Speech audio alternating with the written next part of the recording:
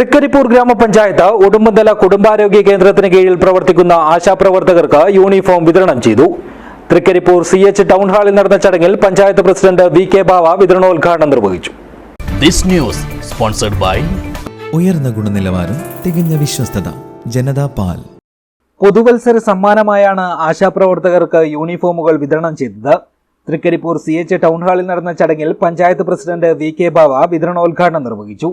Covid കാലത്തും തുടർന്നും വിവിധ ആരോഗ്യ പരിപാടികളിൽ സജീവമായി പ്രവർത്തിച്ചു വന്നിരുന്ന 29 ആശാപ്രവർത്തകർക്കാണ് യൂണിഫോം വിതരണം ചെയ്തത്.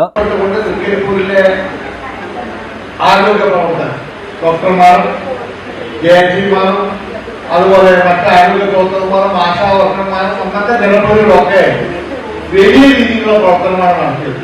അതൊന്നും യാതൊരു സംശയമില്ല. കാരണം ഞാൻ പലപ്പോഴും വീടുകളിൽ ഒറ്റയ്ക്ക് താമസിക്കുന്ന ആശാപ്രവർത്തകന്മാരുണ്ട്.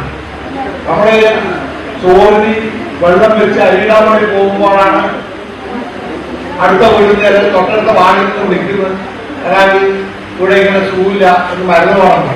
അപ്പൊ അത് അവിടെ എടുത്തു വെച്ച് പോയ ആളുകളൊക്കെ ആരോഗ്യ standing committee chairman Shamsuddin IT അധ്യക്ഷനായി.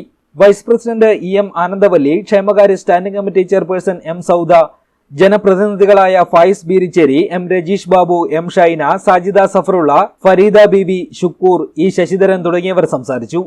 ജനപ്രതിനിധികൾ, ആരോഗ്യ പ്രവർത്തകർ, ആശാപ്രവർത്തകർ തുടങ്ങിയവർ ചടങ്ങിൽ സംബന്ധിച്ചു.